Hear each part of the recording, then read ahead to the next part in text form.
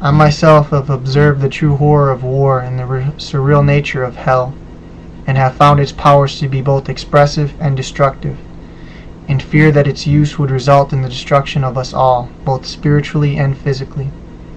We are each mostly fueled by pride and arrogance, which leaves us vulnerable to criticism, which fuels war, which in its infancy appears harmless, but in its maturity apocalyptic. The decree therefore being that we do not let our own arrogance and pride fuel and manifest a conscience that destroys our very existence. Many of us collectively are fueled by many ideals and ambitions, some by pride, some by shame, and others by guilt. These fundamental principles must therefore be acknowledged. There appears therefore, as Hitler observed, the necessity for existence. If in fact one creed is superior to the other and holds the seat of authority and intelligence, then what is the significance of the lesser consciousness? There is also proposed the challenge of judgment, which deems one worthy of eternal punishment, which also fuels war if one collective body finds itself to be guilty of such judgment, and which would only incite war and inevitable destruction. The observation therefore being that what is being judged is not the individual, but the principles which enable certain destruction, generating again towards self-preservation.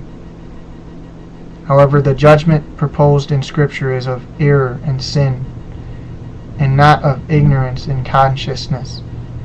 Our choices therefore deem our fates. Concerning Hitler's decision to erase a body of people according to his own conscious ideals, only indicates the infancy in his own development, indicating very many detrimental and restraining principles within his being, resulting in a very obvious and inevitable collapse. His strive was for power through pride, arrogance, and clamor.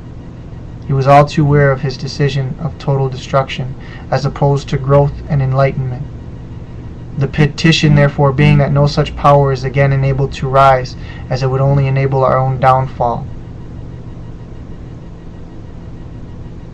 The purpose therefore of the mediation and game is to exclude any accusation or contention of who is right or wrong, as well as who bears the guilt of our own error, but that through evolution we are guided by what is true, and eventually matured unto the point of collective life, than of unchangeable destruction.